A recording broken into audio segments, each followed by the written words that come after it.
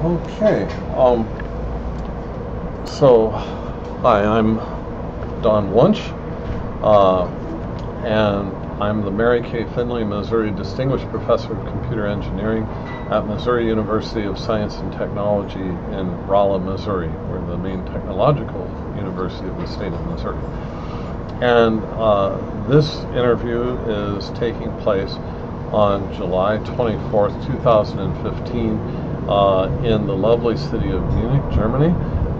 We're in the Hilton Hotel by the English Garden on the balcony in a lovely evening overlooking the city. So, and I am very delighted to interview Georg Zimmermann. And if you'll indulge me, I'm going to say a couple of comments for our German-speaking audience. I'll get back to English very quickly. Ich bin sehr froh, hier in Munich der Hans Georg zu besuchen. Wir haben einander schon lange kennengelernt, wahrscheinlich 20 Jahre oder mehr. Und besonders in dieser tollen Stadt. Auch gibt es zwei Hans Zimmermann. Ich habe der andere Hans-Jürgen Zimmermann gestern interviewt. Und diese beiden soll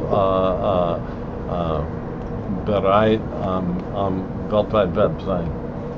Okay, and so I'll also mention that last comment in English. There are two distinguished researchers in Germany by the name Hans Zimmermann. There's Hans Georg Zimmermann, who we'll interview tonight, and Hans-Jürgen Zimmermann, who I interviewed yesterday. And we'll be making both of those available. They both work in computational intelligence. And now for some more details, I'm going to move the microphone a little closer and adjust it a little bit and make sure the sound is still working properly. And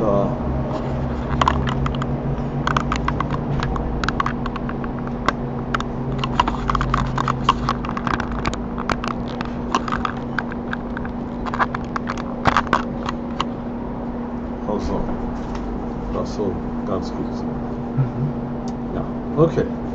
So, Hans Georg, I will have to get used to that. Please provide your name and contact information. I know that you're at Siemens. Okay. So my name is Hans-Georg Zimmermann. I work for Siemens Corporate Technology, and I'm doing this since 28 years now.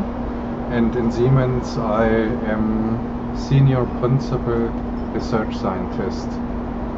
And in corporate technology we have only 3 of them. So I'm one of them. And the connection might be easiest with an email. So the email is Hans_Georg.Zimmermann. Please have in mind in German you write Zimmermann with 2 N at the end, at siemens.com. So I think this is enough for connection. Yes. And please tell us about your first job in science or engineering. Please let me speak before about my study. Right, yeah. So I did study mathematics and computer science and economics at the University of Bonn.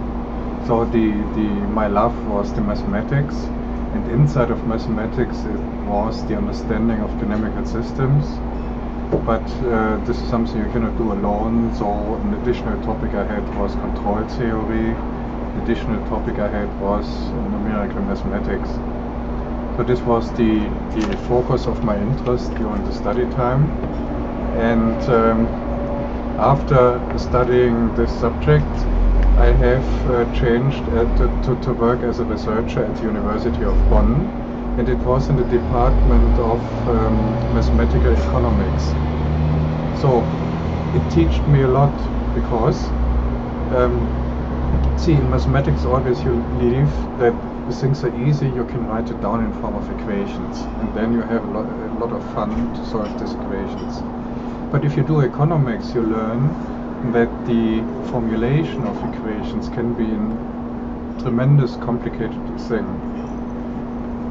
Especially in this science, it's definitely not easy to formulate relevant equations that allow you to learn something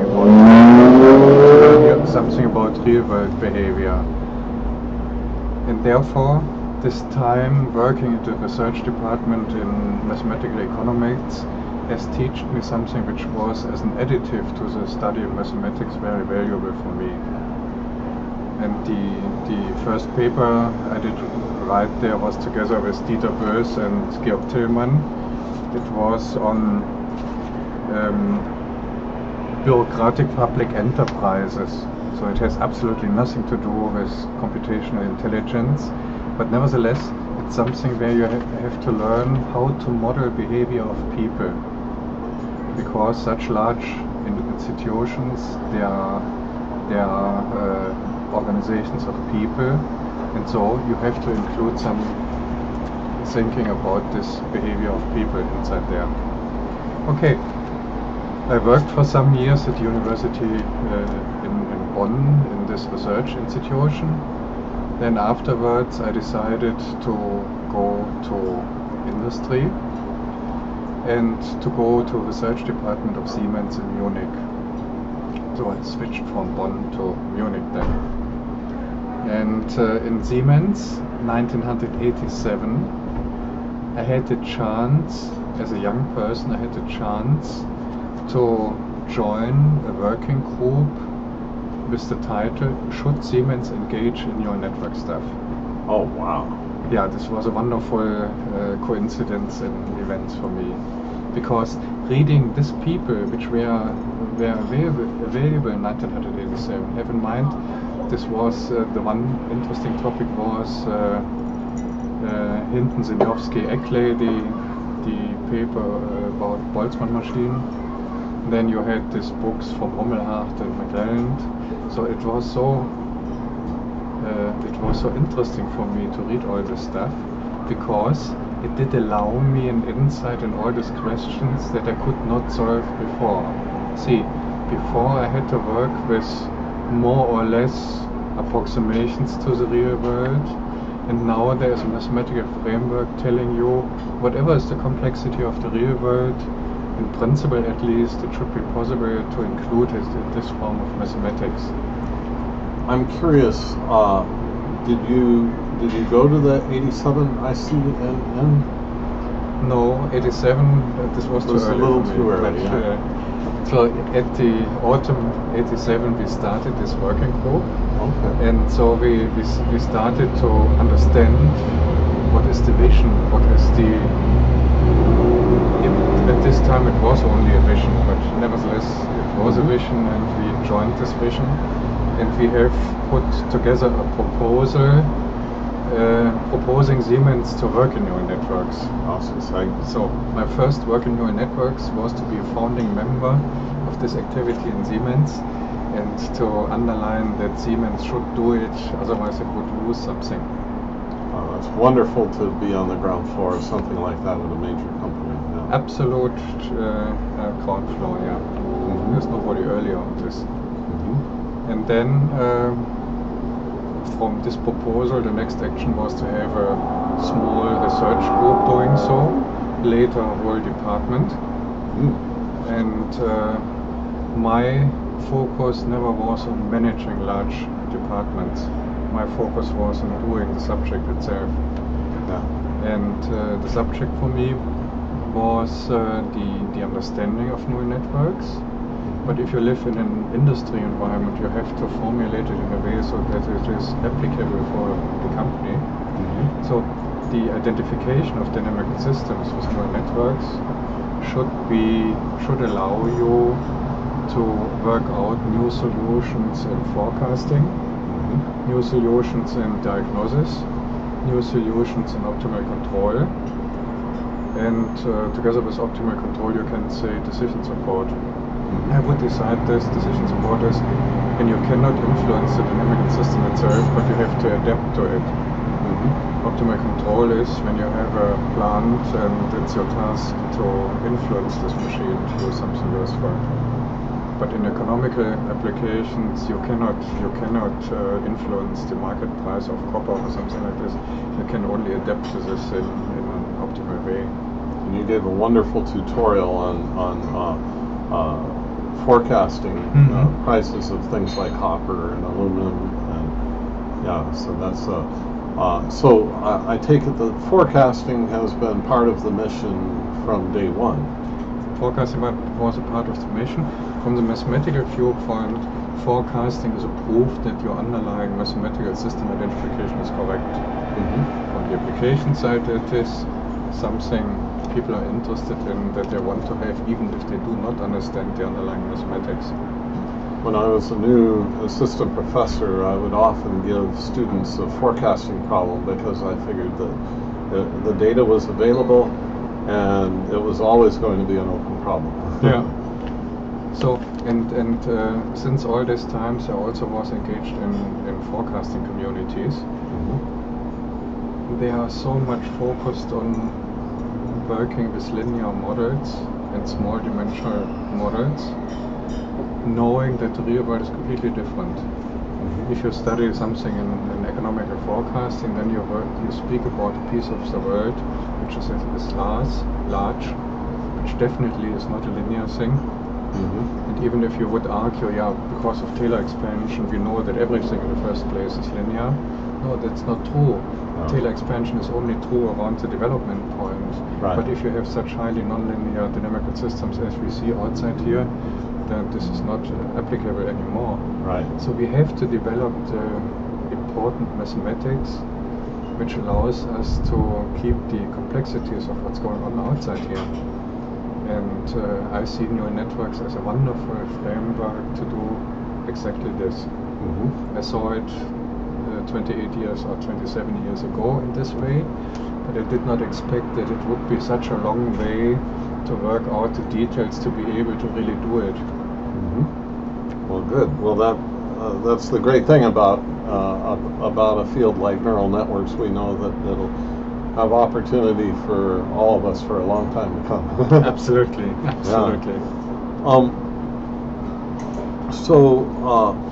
So you mentioned your first paper that was published. Did we catch the publication title? And the first paper was when I was working in the Department of Mathematical Economics. This was bureaucratic public enterprises, but the first paper in computational intelligence framework was the application of the Boltzmann machine in economics. This was the conference volume of a conference in Ulm in 1989. So also a long time ago. You see, I was fascinated by this original paper about the Boltzmann machine. And even nowadays this is still of interest, including these deep learning stories which are on the shelf now. Yeah, it's still a very germane topic. I'm curious whether you made it to there were two neural network conferences run by Rolf Eckmiller 1 year later, one in Neuss and the other one in Dusseldorf. I think I was on the one in Dusseldorf. We met each other then. That was when it was. I put two and two together, so I was at that. Okay, good. So it's 25 years exactly. Yeah. Each other. And so at this time, neural network was a vision. It was not something that you really could do. It was that you believe you would be able to do it in a short time. And as always in hype waves, the beliefs in the beginning are not so easy to get. Yeah. Which means the work was a lot more complicated.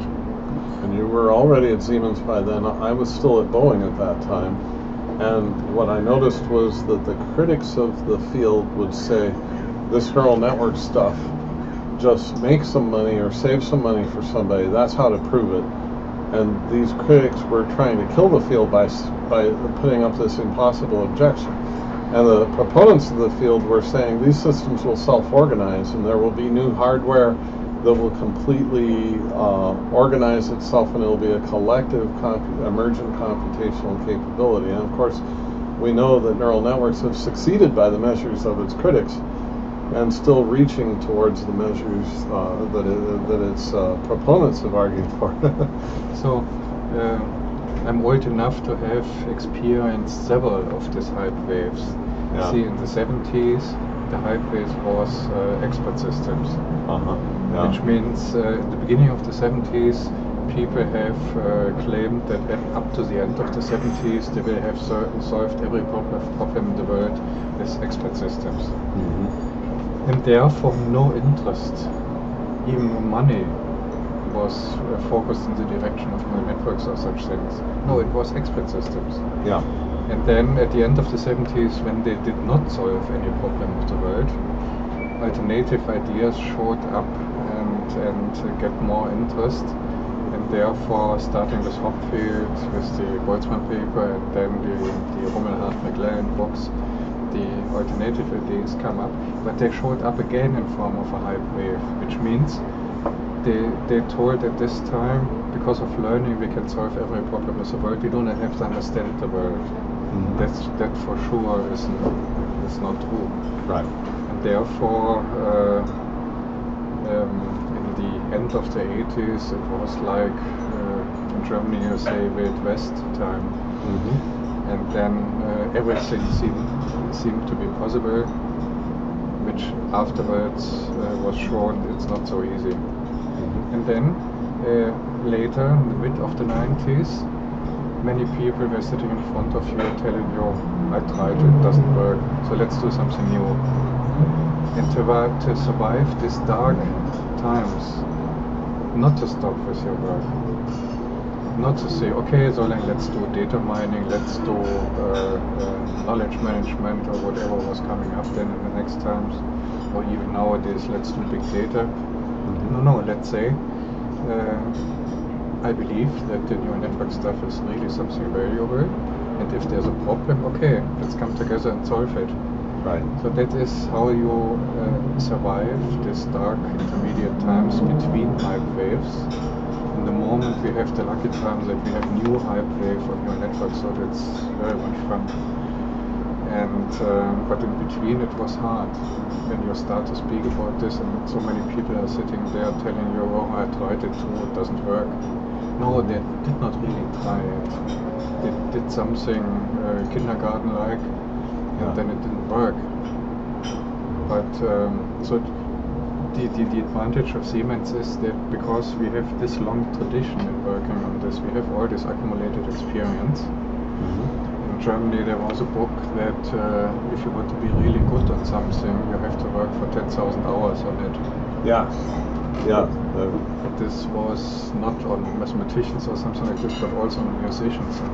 Yes, absolutely. I couldn't And agree then, more. yeah, and so you have to work for a long time on it to be really able to feel what you can do, not only to have learned it from a book. Mm-hmm. And then we have such people, so that's the good news. Right, and the students who are watching this video, please remember that 10,000 hours is a good start. Good start. A good start. A good start. And the more hours you spend while you're young, the quicker you can get to that 10,000 hours. Okay. Yeah, so. That's so. Okay, so backing up to student days, what persuaded you to study engineering and science? My first topic was not the engineering point, it was science in the sense of mathematics. And see, when I was a student in school, I planned to study physics and mathematics because I like to understand how the world is, how the world is running. And then in the last years in school, I thought all this physics is only a special application of mathematics. So if you really want to do it, you have to study mathematics as your main field. And so I decided not to study mathematics and physics, but together with mathematics I had to choose a second subject. And At the beginning of the 70s, the claim in some of the books was that computer science would allow you to understand how thinking is going on.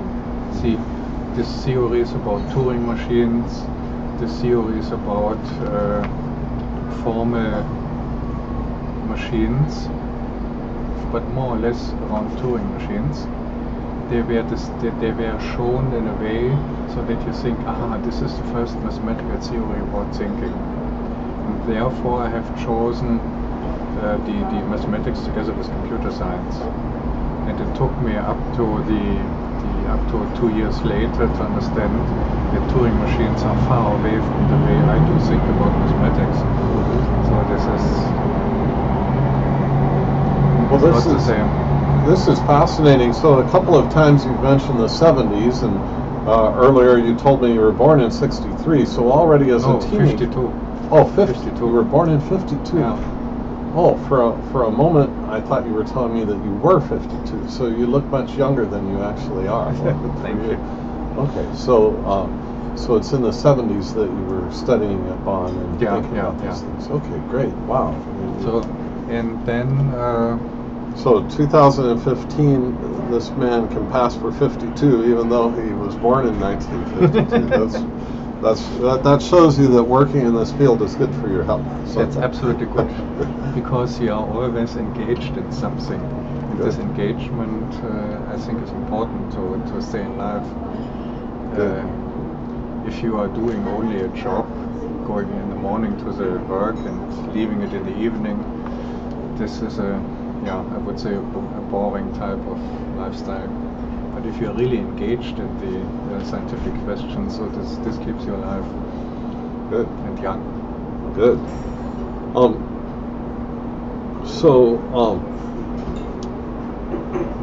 Is there a person or event that influenced your decision to go into science and engineering? You mentioned your own observations. Were there any people or events that crystallized those observations?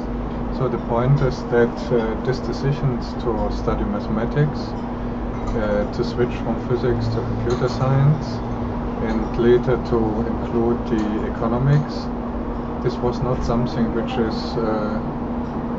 I have done because of an influence from outside, but nevertheless it's clear that I have learned a lot from persons. For example, 2 professors in my study in Bonn, Stefan Hildebrand and Jens Frese, I have learned a lot from them about the thinking style. So you might say, if you study calculus, then you have to study inverse function theorem or whatever is the calculus of variations or partial differential equations, whatever you want. So this is something which is in every book. So that's not the topic you learn from persons, but you learn from persons' style of thinking. How to look at a problem, how to think about a problem, how to find a solution for a proof. And this I have especially learned from these two persons. Good. And, So interesting. Okay, you've already told us about what triggered your jump into computational intelligence, this observation that you shared at Siemens. And founding this group at Siemens was your first computational intelligence related activity. A little bit later, I'll ask you a little bit more about how that integrates with the Computational Intelligence Society, in which you've been very active. And we've talked a little bit about what attracted you into the computational intelligence field, and you can further elaborate on any of these things as our conversation continues. What I want to ask you now is, what contribution has given you the greatest satisfaction? You might say this was the most complicated one to do. Yeah. But in a short form, this is the thing about recurrent neural networks I have done. See, in the beginning of the 90s up to around 97, the major focus of work was on learning feed-forward neural networks. which is absolutely helpful and needed if you want to work in this field, but nevertheless my real interest was in the underlying dynamical systems, which means in recurrent neural networks, which means in understanding state space models in form of recurrent neural networks. And this is something I, as a major focus, have done from 1997 on up to today. And in Killarney, I have given a 2 hours talk. I could do the same thing in a 4 hours talk or even longer. There are so much details that you might want to learn about this subject. And it's really interesting because understanding this thing, you learn something about thinking about such problems, and you also learn something about the world. So it's not a single puzzle piece which I have in mind now. No, it's that I was able to bring together a picture with many puzzle pieces, which I have shown there in Killarney in the tutorial. It was a wonderful tutorial. I enjoyed it very much. Thank you so much for inviting me to it. I really enjoyed it. It was delightful. And you're right. It's the type of thing that 2 hours is just a taste. You have a lot of material there. So that's the contributions have been quite remarkable. I really enjoyed it. And I want to go back to say I have learned a thinking style during my study at mathematics at University of Bonn. So when I give a tutorial, I try to figure out what is the philosophical underlying of a question, then to work out techniques to solve the upcoming questions, and then you can do applications. But for example, such a philosophical underlying which I have worked on in the 90s was so we have data. On the other sense, we want to have models. But is this only an unidirectional flow from data to a model? Or isn't it also the case that you have a model of the world, and by this model of the world you evaluate the new incoming data? If you allow me, I can give you an example. Sure, please do. See, if you read Aristoteles, he would say, if you have a body which is not under a force, this body will stop after a finite time. Galilei, Newton and all these persons would say this is nonsense. If you have a body which is moving and which is not under a force, will go in the same direction for the rest of the universe.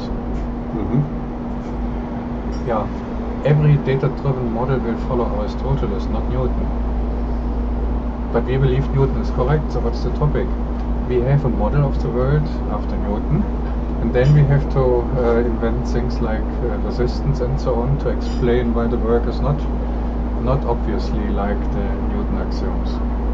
And therefore you have an interaction between looking from the model side and looking from the data side. If you overdo only one direction, if you overdo the data, then you would learn by heart and you do not have a good model. If you overdo modeling, then you can say, let's work only with linear models, and what is not fitting must be incorrect data. Excuse me, sir. I have to say that you're closing in 10 minutes. Hope it's fine for you. Das geht. Danke schön. Wunderbar. Vielen Dank. So we have to be faster. Oh, they just mean that if you want another beer, well, you didn't get the first beer, so okay. You're more than welcome to grab a beer. This is fine. This is an informal interview, so. Okay, no, let's continue. Okay. I'll get you a beer afterwards anyway, downstairs in the real bar. Okay, so yeah, that I love that example. That's an excellent example because you're absolutely right. If you're just memorizing data, you don't have a deep understanding of what's going on. But if you go from the perspective that your model must be right, and that any data that doesn't conform is just noise, you're not going to learn anything. So you have to have the interaction between the two. It's absolutely essential. So this is a philosophical question you can start with in a psychological framework. But nevertheless, in the mathematical framework, you have absolutely the same question. you have data in form of numbers, you have models in form of equations. So how should they interact from both sides? And especially in a neural network environment, you can bring this together in an absolute wonderful form, so that both sides are helping each other. Oh, and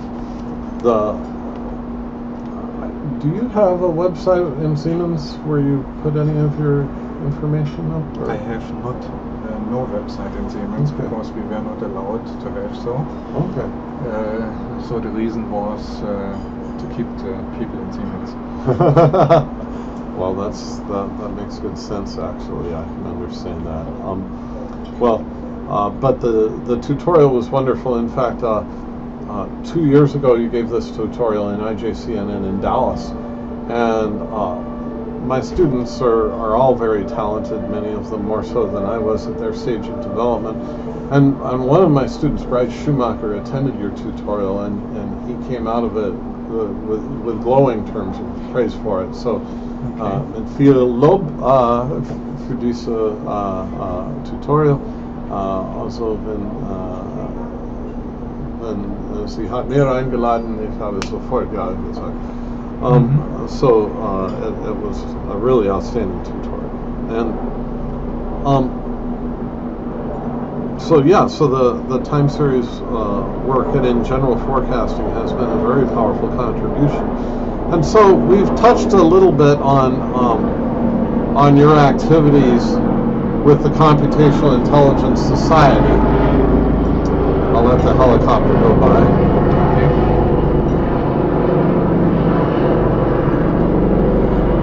When we've spoken about the tutorials and the first conference that we met at wasn't an IEEE conference, it was this special conference that Rolf Eckmiller organized. I think he might have had NATO support for that one. I think so, yeah. Yeah, I think it was a two NATO workshops that he had then.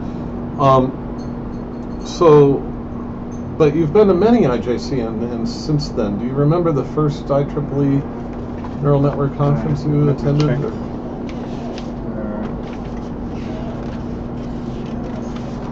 There was at many from them, but let's speak about contributions. So their special topic is that I have given many of tutorials, and where do I have it? I've made a list. It's several. Yeah, I was in Montreal 2005. Oh, gave yeah. me a tutorial. I was in Atlanta 2009. I was in Barcelona 2010. I was in Dallas 2013. I was in Killarney 2015. Good. And all the time my claim is the story I have to tell is too short, is too long to give it in half an hour or 20 minutes. And therefore I prefer to give tutorials to set a common knowledge about what I think is valuable to know about neural network stuff. So if I would speak only about a special topic, for example, also at the end of my talk in the tutorial, I spoke about a new theory about uncertainty estimation, including the ensemble forecast with recurrent neural network stuff there. So if I would take this as a special topic for a special talk, then the introduction to this thing would be so long that I have nearly no chance to explain the final part of it. And therefore I'm dedicated to do this tutorial. It's not only the short paper presentations. Good. I couldn't agree more. It has clearly been, the room was very full, so there's clearly an audience for this. And so this is an impact that you've been able to make on the Computational Intelligence Society community. What about the other way around? What do you feel that the impact is that the community has been able to have on your career and your development and the work that you do? I think it was especially important for me in these dark times when most of the people look at you as an alien. When you start to speak about the network, then it's important that you have people who say, yes, you're right, so let's work together on this. And to overcome this hype waves. So to survive the 90s. So there, this was an important point. Afterwards, you can say, it's clear. So now we know all the stories. But at these times, when you experience this, it's not easy. So that's an impact that the society has made on you, and that's at least part of an answer to one of my other questions, which was what you think the impact that society has made in engineering and science. And of course, it's supported many scientists by providing something that you can point to. And so the field has attracted Nobel laureates. It's attracted multiple members of the National Academy of Engineering, and so and similar people. So we can point to these contributions that people in our society have made and say, look, we've got company of a body of people that have proven that this field can work. Yeah, and I have more answers to this. See, now new people are getting interest in the neural network story, and they have seen enough conferences where they more or less reproduce ideas from the beginning of the 90s, because they do not know that these ideas have been there before, because they redo this thinking from these times, which is a waste of time and effort. So there should be people telling them, okay, this is fine, so now let's speak about the right things. Therefore, such a community is very important, because otherwise it really would be a restart from the beginning of the 90s. Right, and so both the journals, but even the IEEE conferences are forever after available through IEEE Explore, so it's very easy to find papers and point to them, show that these kind of contributions were around. Yeah. Well, how do you envision the evolution of computational intelligence technologies? Do you envision any convergence and confluence of them, or any potential new entry into the area of computational intelligence? I want to answer this question from another viewpoint. See, as a mathematician, I'm in a tradition of something which is thousands of years old, which means I do not have to see the world that every 3 years or every 5 years a new buzzword has to show up. Right. No, such developments behave on a much longer time scale. And the time scale I see here for the stories I have described before is to be able to handle an increasing amount of complexity. Complexity means higher dimensionality. Complexity means higher amount of nonlinearity. And this is something which you can do for the next 100 years. This increasing amount of complexity, and to be able to handle this.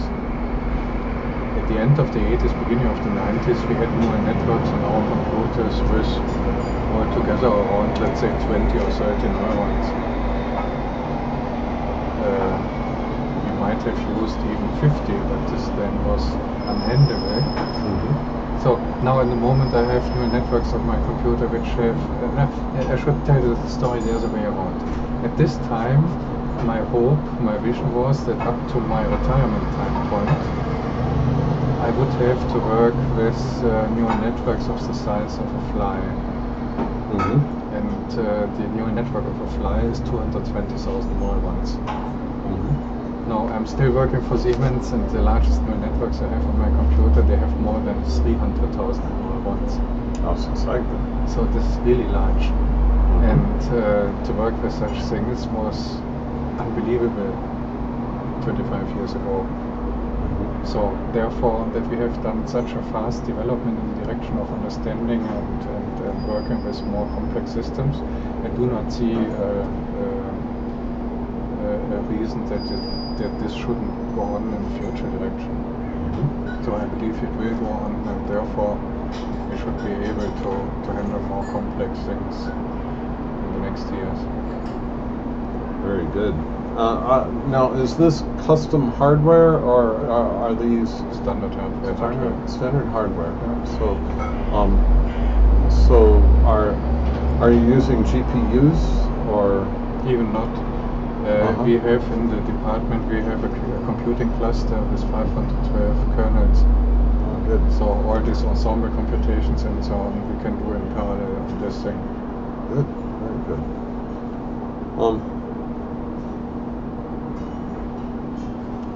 Do you predict any scientific or technological breakthrough involving computational intelligence technologies? As I said before,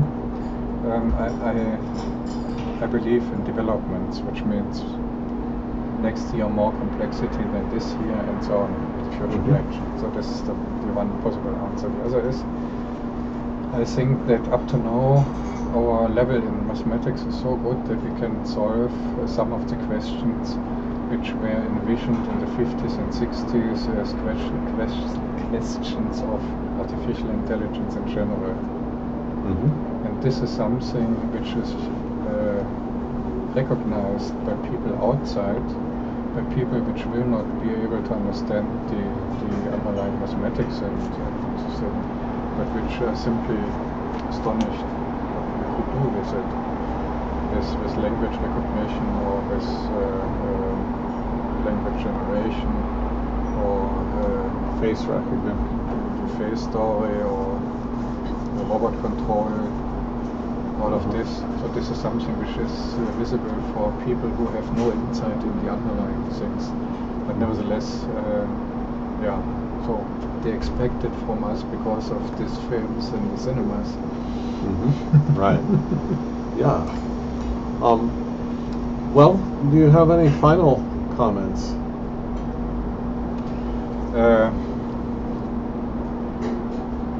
So unfortunately I do not have 100 years more to work in this field, but nevertheless if I would have, I would think that even for such a long time it would be fun and every year new to do something in the field of neural networks. So for the people coming later, they really have enough to do. I think even more than 100 years from now, people will be able to watch these videos and follow the good advice that you've given. And so over the course of the video, you may have noticed that the light is softening. We're in one of the most lovely cities in the world. We're overlooking the sunset in Munich. And so that I'll adjust the camera so that you can see both of us again. And I'll say, herzlichen Dank. Herzlichen Dank. That was a delightful interview, and people will be able to enjoy it for years to come. So thank you so much, Georg. Thank you, Don. And tschüss.